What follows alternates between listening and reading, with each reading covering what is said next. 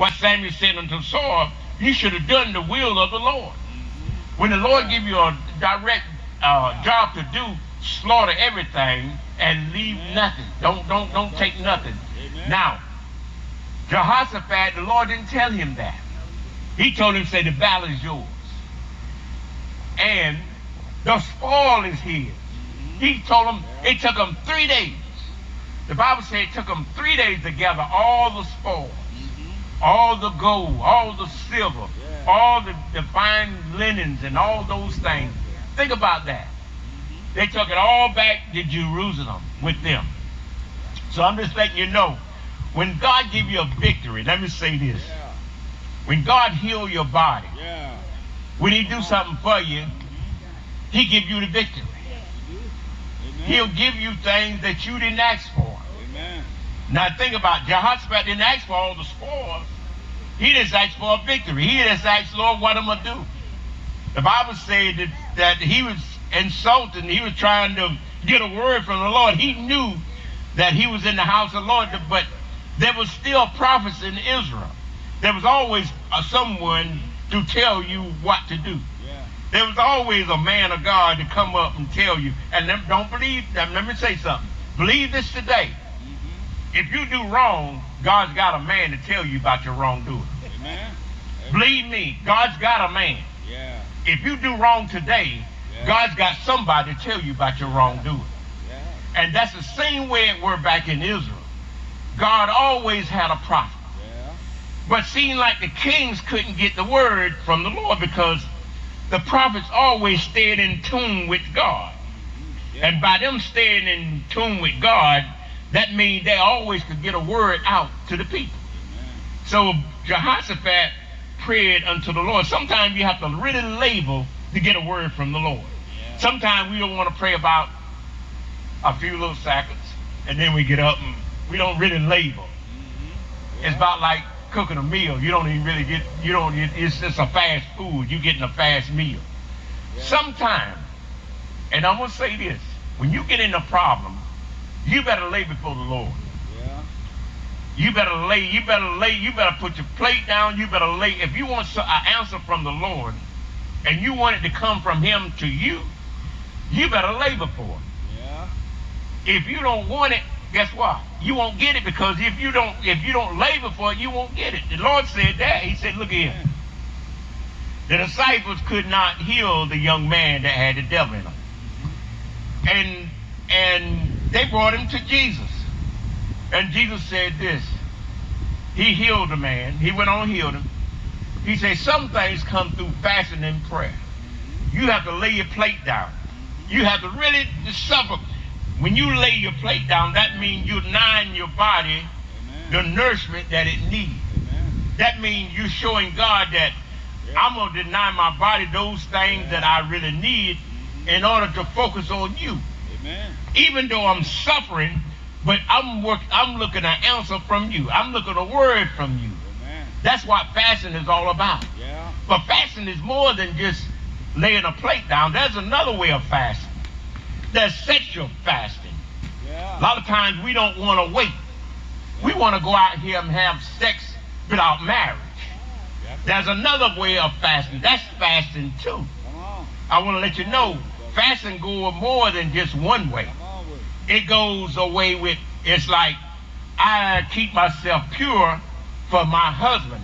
I keep myself pure for my wife. That's another way of fasting. Do you see the power of fasting?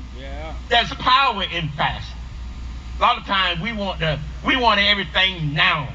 We want to do it now. That's what gets us in trouble. We want to do it now. Even though the Lord will forgive you for doing it now. But guess what? He tells us fast. Fasting is good for us. And a lot of times the results is exponential, because why? It produces a virtuous woman, a virtuous man, a man that is somebody that you can look up to. He won't be a man in the street. Or won't be a woman in the street. This is what fasting does for all of us. It makes sure the devil wants you to eat. He wants you to eat. So that's why Jehoshaphat said, look here, let us fast and pray and seek God's face. Let us see the word. Let's get a true word from the Lord. Let's don't win it. We don't want any word. Sometimes we just get any word. Somebody come, but guess what? It don't soothe us. It just don't fit. Why it don't fit? Because somebody just made us feel good.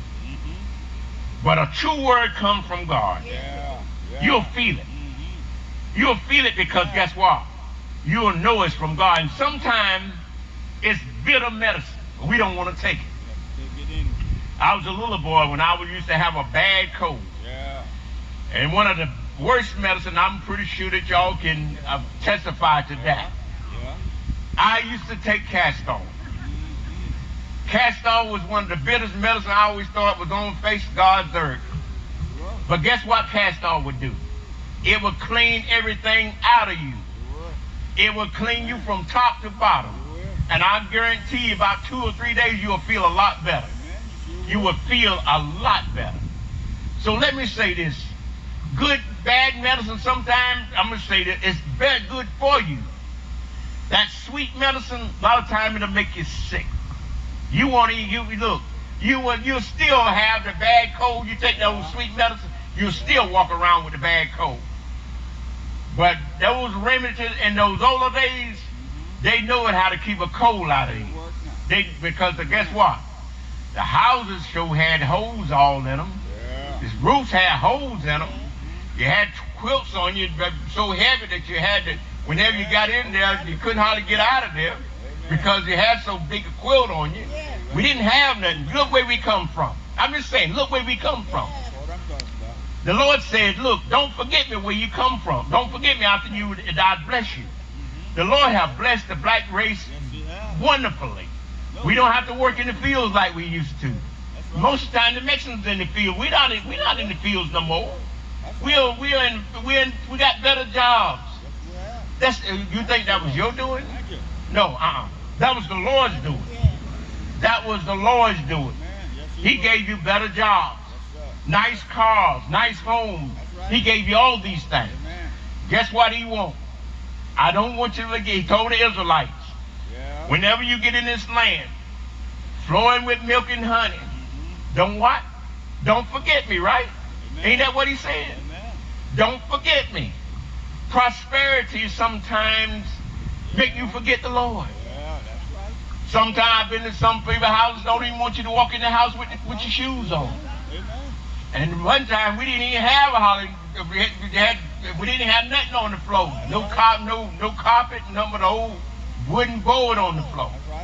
Now you don't even want me to come in the house with my shoes on. Now I got to take them off at the door. Well, let me tell you something. You can come in my house anytime with your shoes on. I know how to sweep and I know how to clean. You're welcome to. Let me say this. When you put the welcome mat out, you make sure that person is welcome when you come to that house. Or don't you take that welcome mat up. You don't need to have it out there. So I'm just letting you know, God is about love. He loves us all. But Jehoshaphat was going through something. And he let him know, said, look here. This battle is not yours. And let me say this. Who are we?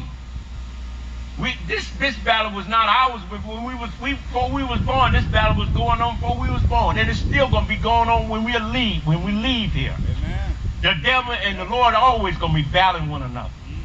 They're going to be battling for your soul, battling for my soul and your soul. Because why? This battle was fought in heaven. This battle was fought up there. Amen. The Bible says that they was fighting up there in God's house. And he kicked them out. He did. See, now, I'm going to tell you something. If you come to my house and you start fighting, guess what? I'm going to show you the dope. I know that's right. That right? Amen. Amen. The average person, if I go to your house and I start cutting up, you're going to tell me to get out of my house. That's right. Amen. If you don't tell me to get out of your house, there's something wrong with you. Huh? Because I ain't got no business fighting in your house. I ain't got no business cutting up in your house. I need to know how to act when I come to your house. Now, if you put the welcome mat out for me to come, I need to know how to act. I don't need to go in there cutting up. I don't need it. Now, some people don't know how to act when you get to the house. I have had some people to come to my house, didn't know how to act. I had to say, look, Yeah, I had to show you the door now. I'm going to tell you something. This is my house. And the Bible says if a man can't control his own house, don't come out here and try to run my house. Amen. If you don't know how to run your own house. See, there's authority that God give us. There's authority that God give all of us.